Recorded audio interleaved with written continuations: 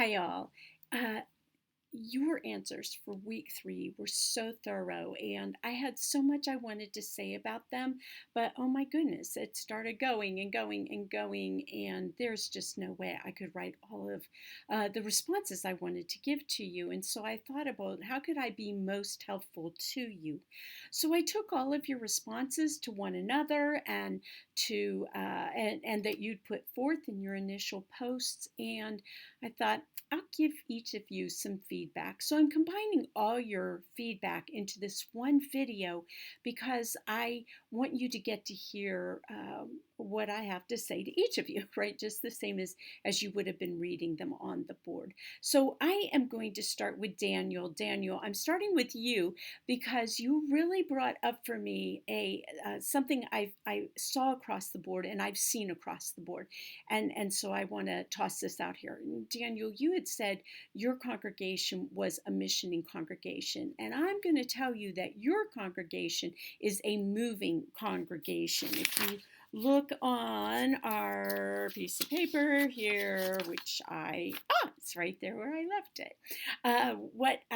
A moving, it's transient. You're exploring programs and ministries. Three of the key notes to help with identification there is you are exploring programs and ministries.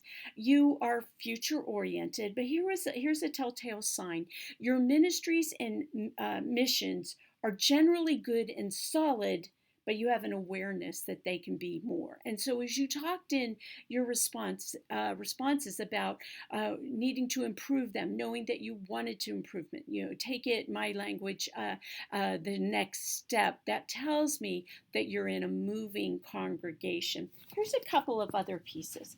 I know that we have a bit of a language barrier, or at least I'm thinking we may, so that when you say some things, I'm reading it a couple different ways, and I was having trouble making that out. So if I'm not on board here, right? If I'm mistaken here, please call me so we can talk through these pieces together. All right.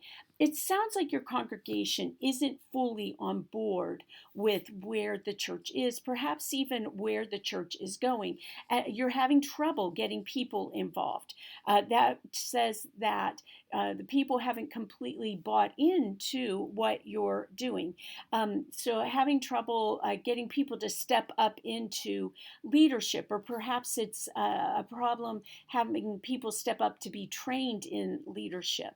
So that says to me that you're still there at that moving stage. Maybe you've got some conflict in there. This was one where I wasn't exactly sure what you were saying, but there may be some lack of agreement about that leader development, developing leadership.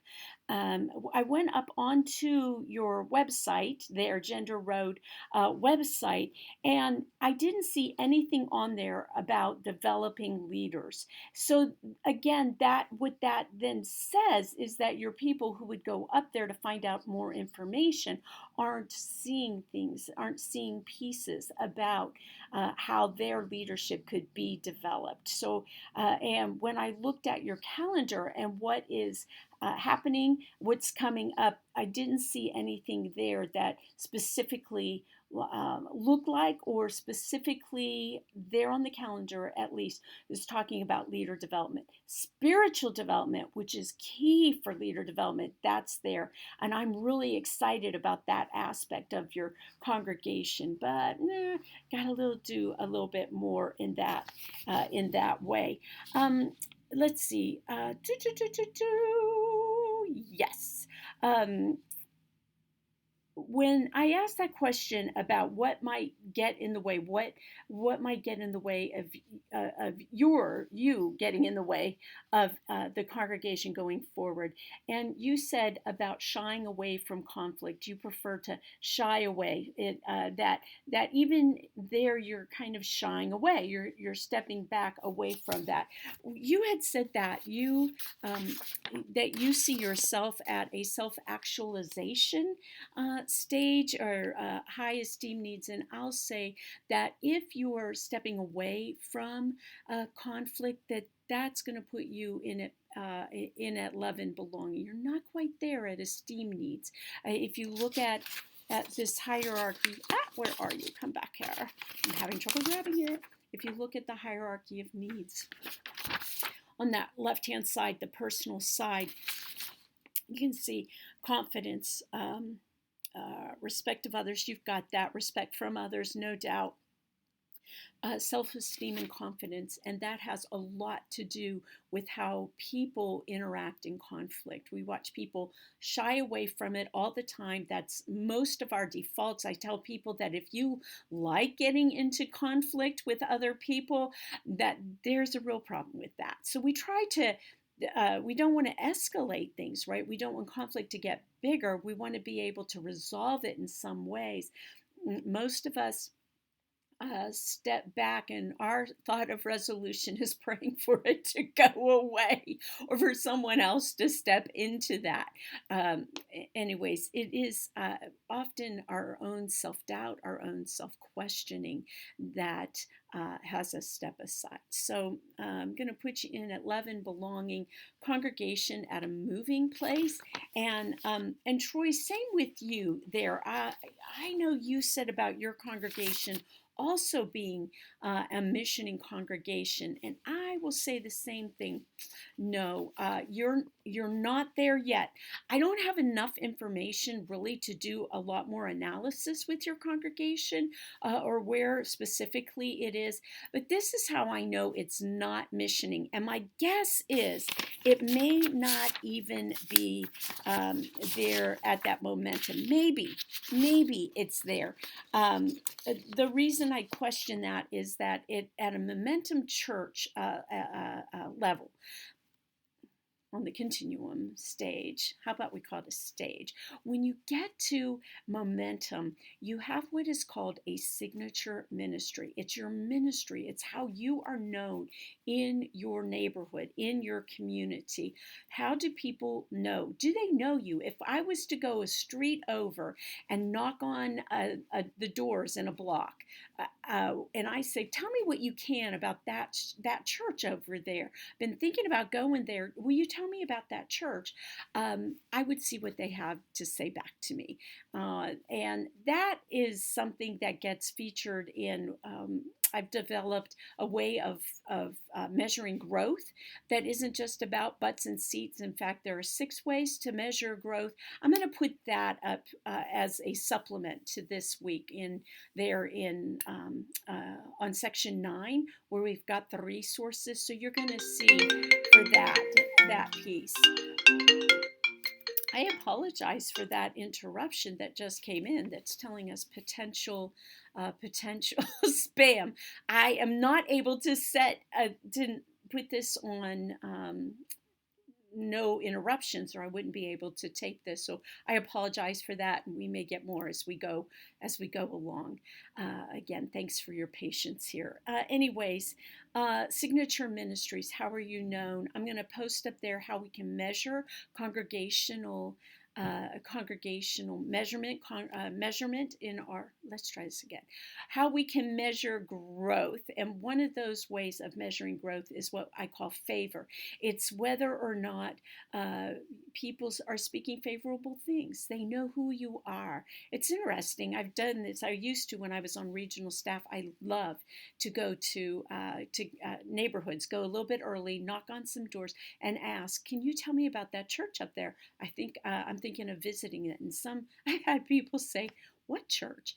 And in other cases, I've had people say, "Let me tell you about that church." And I say, "Oh my gosh."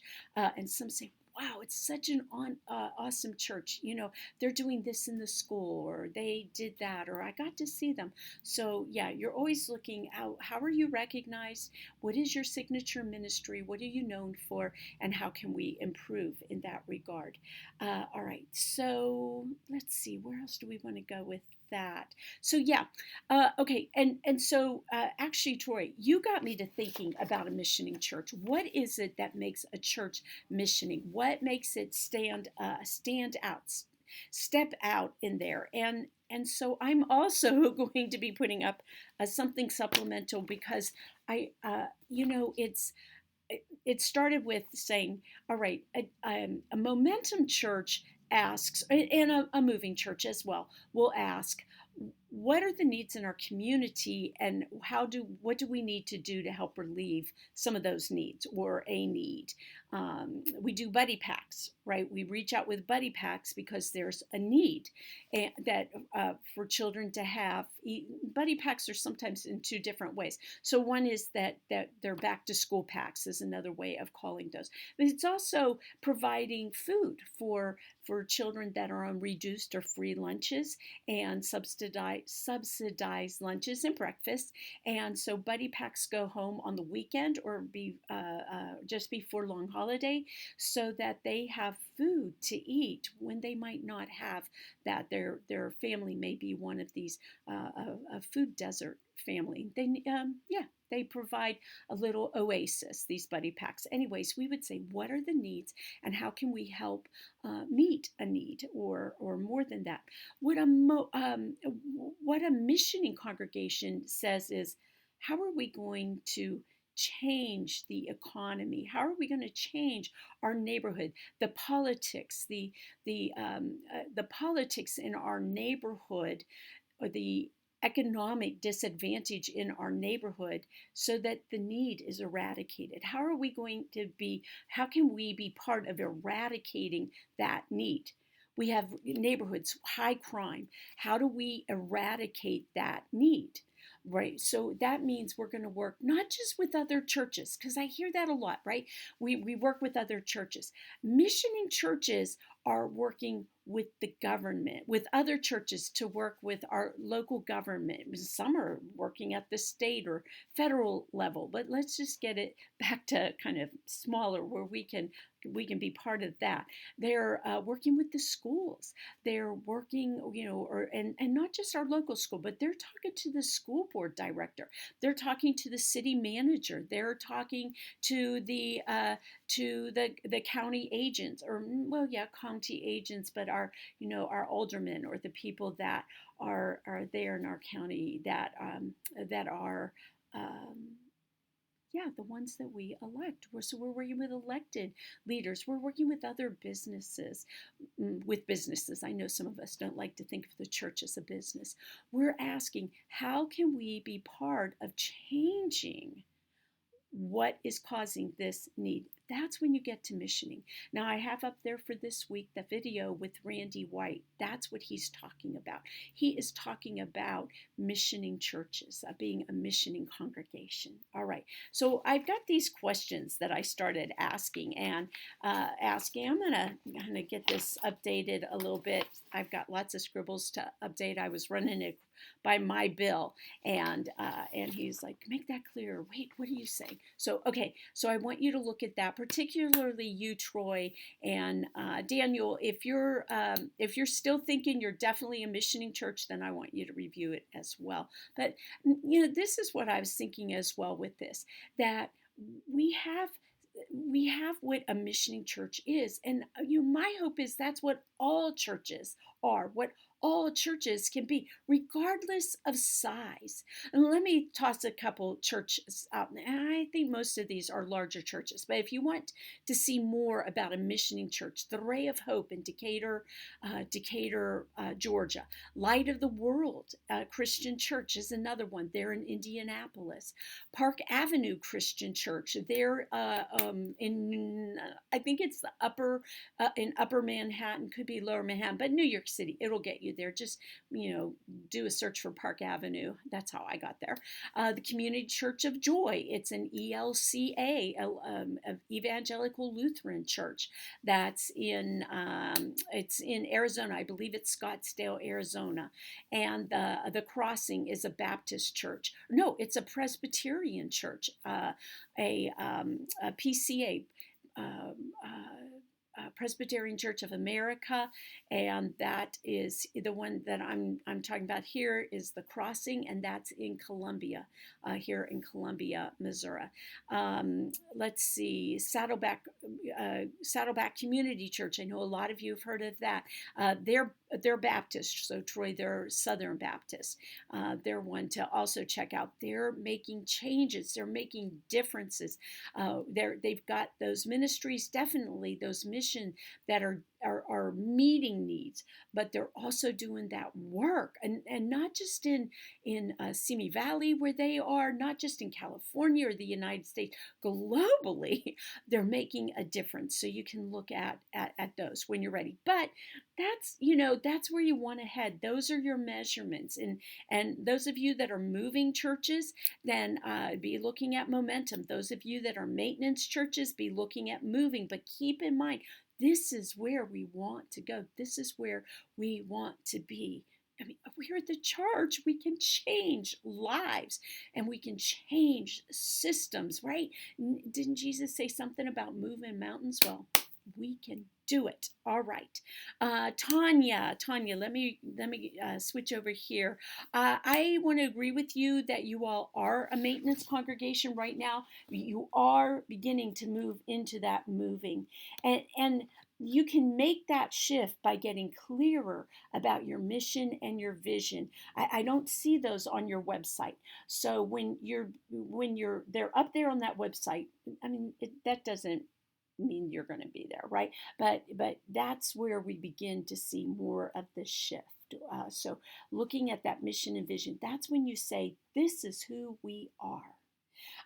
You've got great ministries and missions. Wow, I was really impressed. And as you go along, you're going to want to be making sure those are definitely that they fit your vision and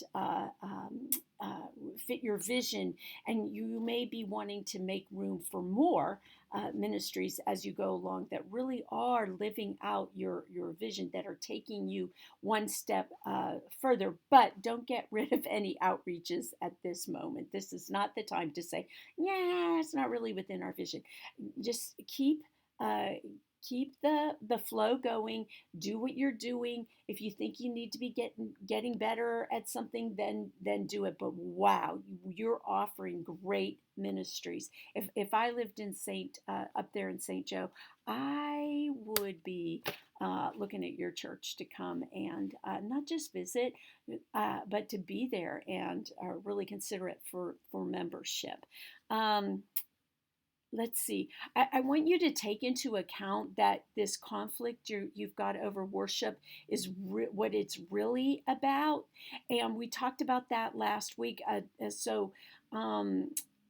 Just keep, what really is going on. And again, like I say, my VidResponse to you at the end of last week, or no, it wasn't a VidResponse. It was a written response at the end of last week.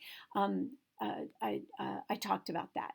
And so one of the pieces that you may need to do is to just add in a little extra pastoral care for some of your folks who may be feeling really kind of scared, who aren't sure, who are unsure. Not the ones who are screaming loudest. Look at what you're offering in the way of pastoral care. And I'm not talking about pastor care here, okay? I'm talking about how you might be better able to address or to tend to, if you will, these needs for a little more love and belonging, a little more assurance, right? Not just really about their church, less so than as people and how they're living their lives. Because that whole piece, as I've been saying to all of you, everybody's boat's been rocked, right, by this whole pandemic piece. Some of us more than others, some of the less resilient about us. So worship may go back to the familiar. I love that.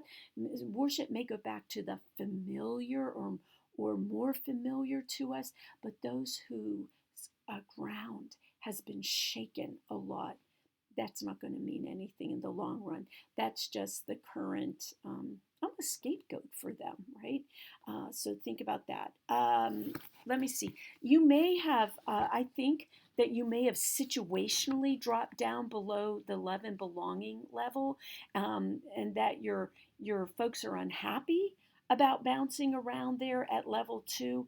But again, I think honestly that's mostly COVID coupled with your senior pastor transition. It should come back up to a level, our Maslow and the Tenny-Brittian congregational pyramid.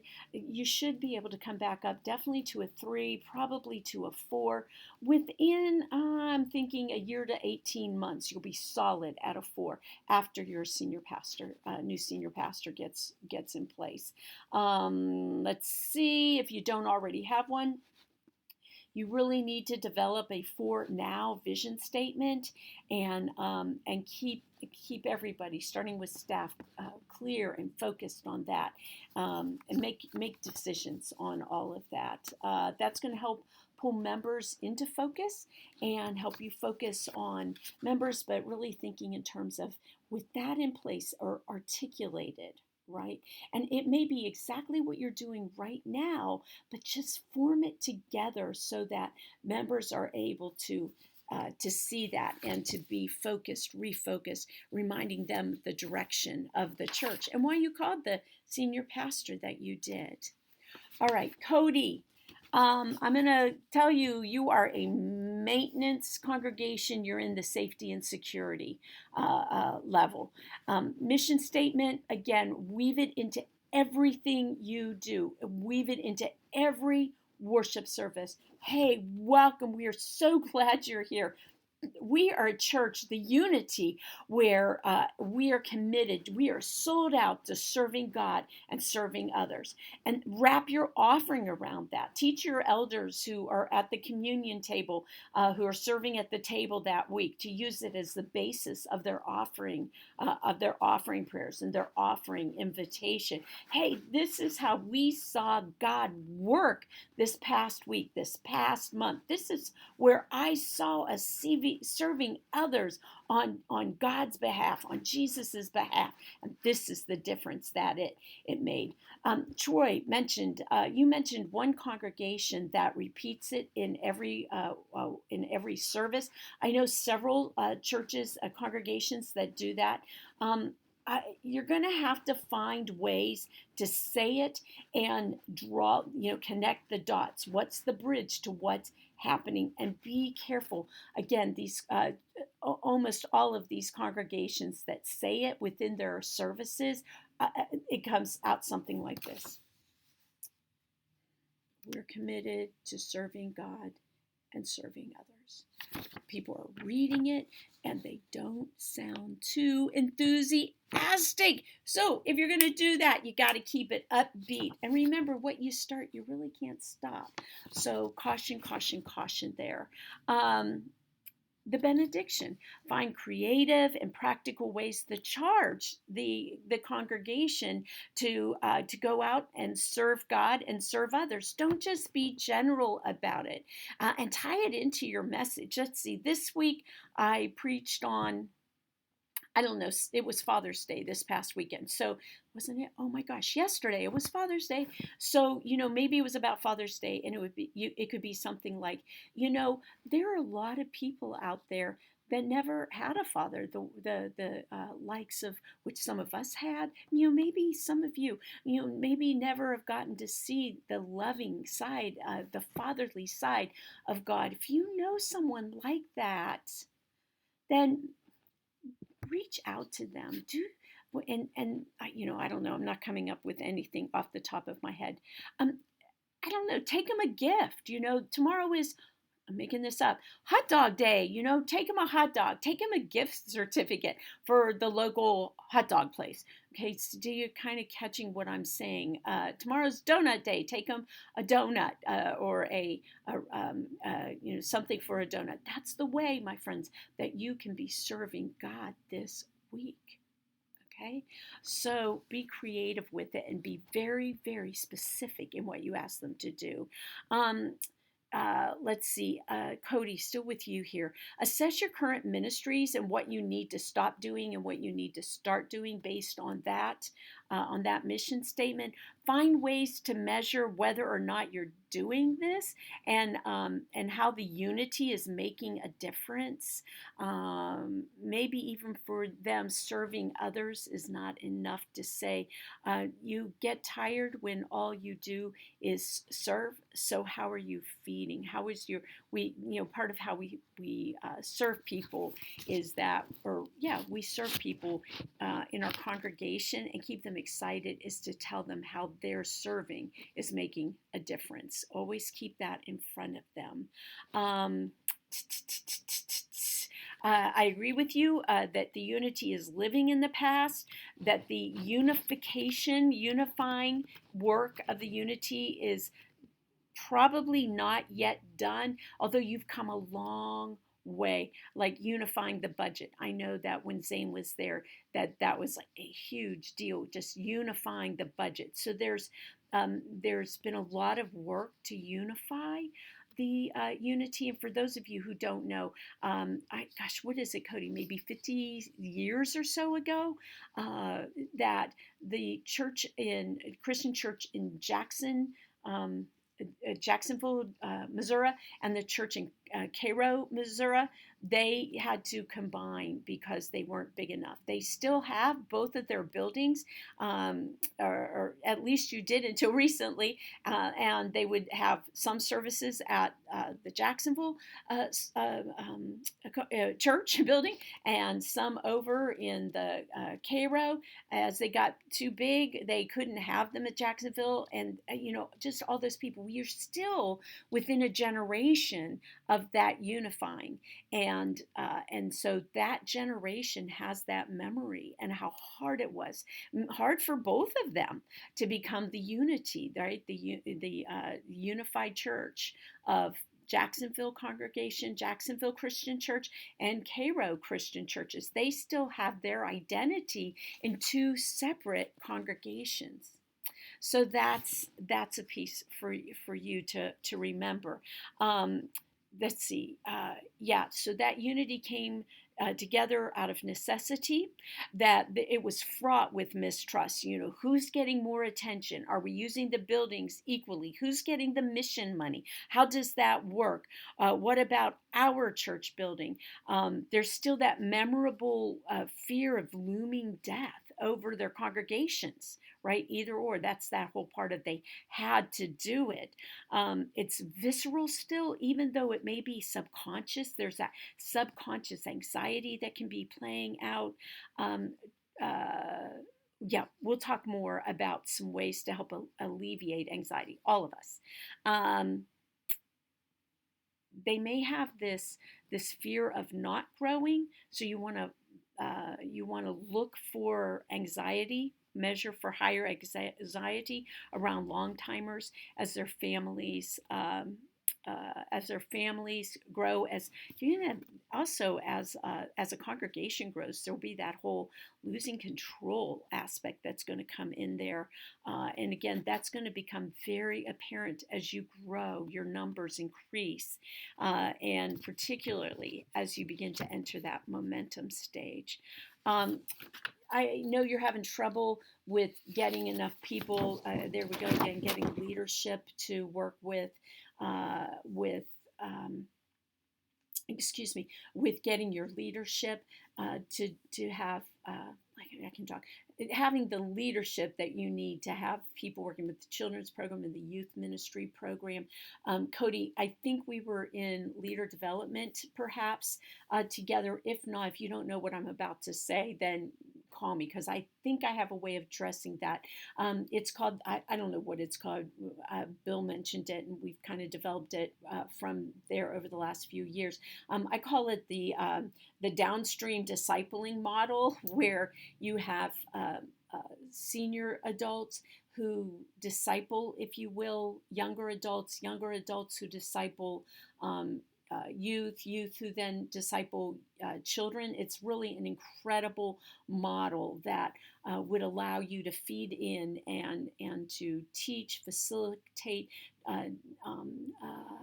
develop the spirituality of your youth in ways that are good and solid, that then they don't lack or lose out what when they pour out into the children. And what's amazing about it is that you're teaching them how to disciple while they're being discipled and while they're discipling. Okay, downstream discipling. Maybe we'll come up with a better term for it at some point. All right. Anna, I want to say about Anna and her example coming out of the Catholic Church. I'm going to tell you across the board, Catholic Church is a missioning movement. They are there. They are, they are changing lives. They are changing communities. They've got a lot of clout, right, as you well know, and a lot of their changing communities are by changing the lives of people. And I can tell you a lot of public servants who have rethought how they vote, how they come up with excuse me, how they come up with programs, public programs, civic programs, and whatnot, based on conversations with their priests. So their own priest, or even other priests who get to see, because they have such a huge congregations. As a rule, I know not always, but as a rule, that excuse me. They're able to speak, the priests are able to speak from what they see and what changes could be made, and then are part of that. And they have people that want to be part of that. So, yeah, missioning. And some of us do go there to learn more about their ministries. My certificate in spiritual direction comes through the diocese, the Wichita Diocese of the Catholic Church there in Kansas. Okay, last but certainly not least, Darren. I first want to say that I'm just pulling pieces out. You and a couple other people talked about the new pastor, a new pastor coming and fulfilling people's needs, right? In this case, Darren mentioned fulfilling people's spiritual needs.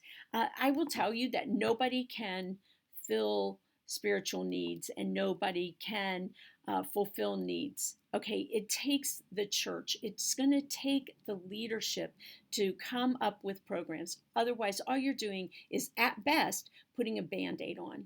And when you leave, you just rip the Band-Aid off in a lot of ways. So we have to facilitate that spiritual development. Daniel, that was one of the aspects of the ministry there at Daniel's church that I really, when I saw it, boom, my eyes were, yeah, you're on the right path there.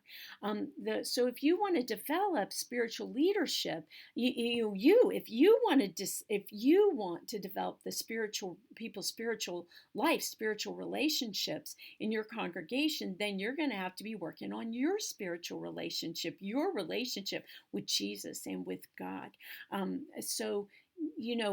If you're calling a pastor, when you call a pastor or an associate, the question is, did you call a pastor with a deep personal spiritual relationship with God? Did you ask him? You might be say, oh yeah, we did. No. What did you ask them? Ask them questions like we ask our accountability questions. That's about spiritual development. That's why I ask you these accountability questions every week. I want you in God's Word. I want you interacting with Jesus, right? So that you're looking for somebody who's got a deep personal spiritual relationship with God and with Jesus. How will they translate that then into the congregation, right? What is your ministry going to look like for that? I'm not convinced that a pastor there at Community, Darren, is going to allow you to transition to not just to a level 3, but beyond. You're putting a lot of pressure on that pastor. And my friends, we do that. Tanya, I hear that too. That's happening up there at Wyatt Park. That there's a lot of hope being rested in this or placed upon this pastor, and I always have to say we did not call Jesus. In fact, I've turned down a couple of congregations when I interviewed for them because I just said, I'm not Jesus. So what you're looking for is Jesus, and I'm not. I'm not him. So just be really careful about setting your pastor up. And anytime you say, well, when the new pastor gets here, no. All right. Another piece, I talked about this in the vid lecture, or not the vid lecture, in the end of week session. So do make sure you watch that. And it talked about vision and how we develop vision, and the fallacy and the concern about expecting the minister to create the vision for you. So again, it's there. The bigger question that you've got going there, Darren, is the congregation there at Community ready and able to let your new pastor facilitate the visioning process, or even to move the church forward, to help the church move forward? Is the congregation ready to follow him? And for how long will that last? Okay. You've got a lack of people stepping up, lack of leadership going on there, that long-term problem that's been there. And it is for a lot of churches. So what does that tell me? A couple of things. One, because of the history of conflict there at Community, it may say that people just don't want to have to deal with the conflict anymore. There was a lot of burnout on the board. It's like, okay, I've been the chair. I never want to be on the board again. Darren, you may relate to that. So that can be one reason people are like, I just cannot do this anymore, or never again, never again. The other reason is there is that lack of love and belonging, that they're still looking for safety and security. And again, oh my gosh, you have this double, triple, quadruple edged sword going on there. But that tornado, again, that visceral safety and security is there, and I think it's going to be there for quite a while. Yeah, let's see, where else do I want to go with this? Yes, to developing and empowering individuals strengthens the whole. That was a sentence, a comment that you made. You're so right. Developing and empowering individuals strengthens the whole. You've got to be intentional about that for it to happen. You've got to wire it into your ministry plan. You all are so in need of a ministry plan. A good consultation would serve you very, very well, to look at where you are and to look at where you think you want to go, to look at potential, what is going on there in Jeff City, within, just a 2 or 3 mile radius would be more than enough.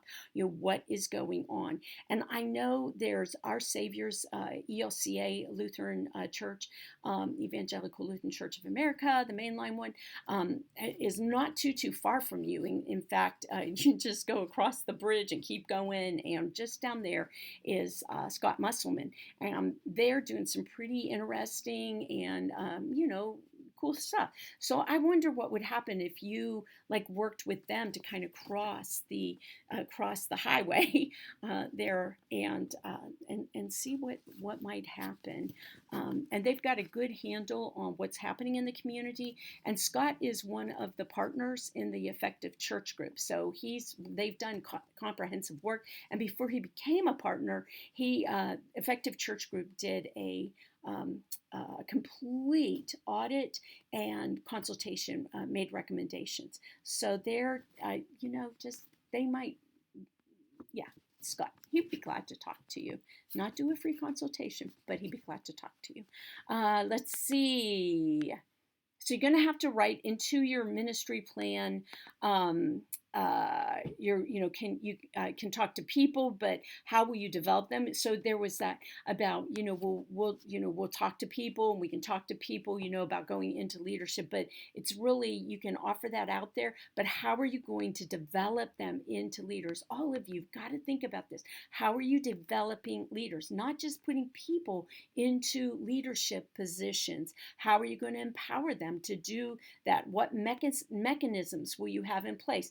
How will you train those? Who will be doing the development of your new leaders? How are you going to assess for leadership? Be cautious. Let me take a breath. Turning over.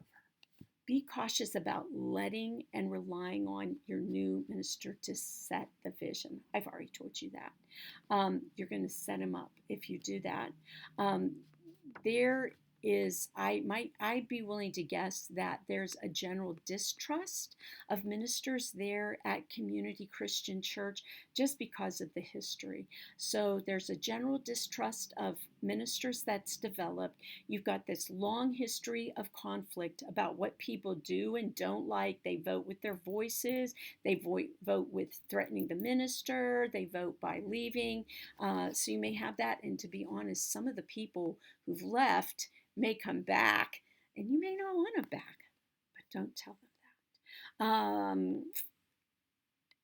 Yeah. Oh my gosh. And that marvelous mission statement that you're going out into all the world, right?